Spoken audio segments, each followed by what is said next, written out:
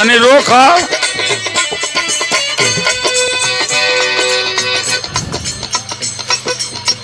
एगो धुन बा आजकल है लइका गावत तड़न तो सुनही लायक नहीं कि हमनी के गाई जा तो कुल ही बत्तियों हो जाओ, आदमी बढ़िया से सुनबो करस। हमारे उम्र का एगो मेहरारू बा तो वही उम्र का मर्दो हुई।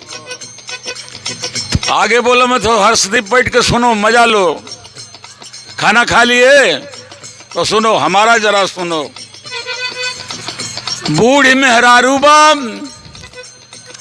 56-57 बरिस का।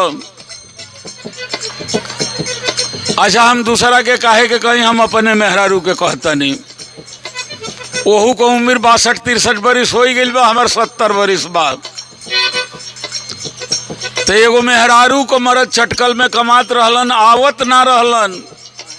जरा देखिए किस लहजे में कही है। हो हो हो हो हो हो हो। अरे सुन, पूरा सुन तो लो, जहां हमारा छूटे वहां से शुरू करो। हा हा हा हा, यस, राइट राइट।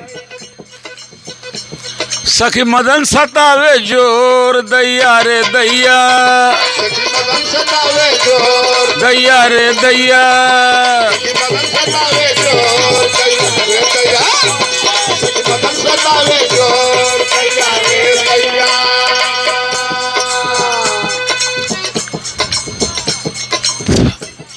दिन रात रहतिया जो ही, रात रहतिया जो ही, रात रहतिया जो ही, मुअना भैले निर्मोही, मुअना भइले निर्मोही, मुअना भइले निर्मोही।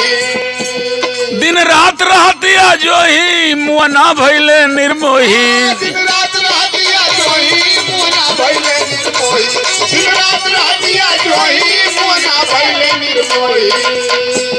कठवो से भइल कठोर, दैया रे दैया, कठवो से भइल कठोर, दैया रे।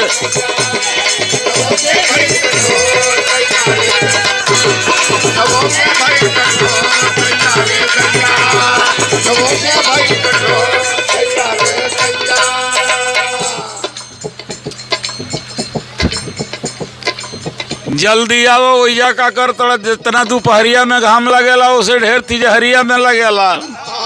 गौरी बात बुझतड़े ना, तिजहरिया का घाम जल्दी बर्दाश्त ना हुई।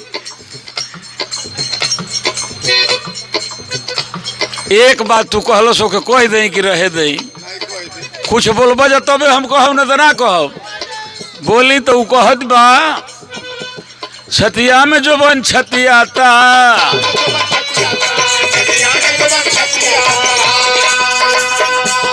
कपड़ा में नहीं अमाता,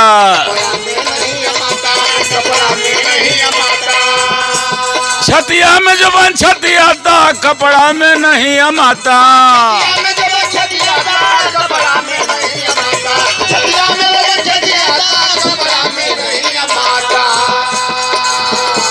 डोले पुरवा झकझोर, दैया रे दैया, डोले पुरवा झकझोर, दैया रे दैया। डोले पुरवा झकझोर, दैया रे दैया।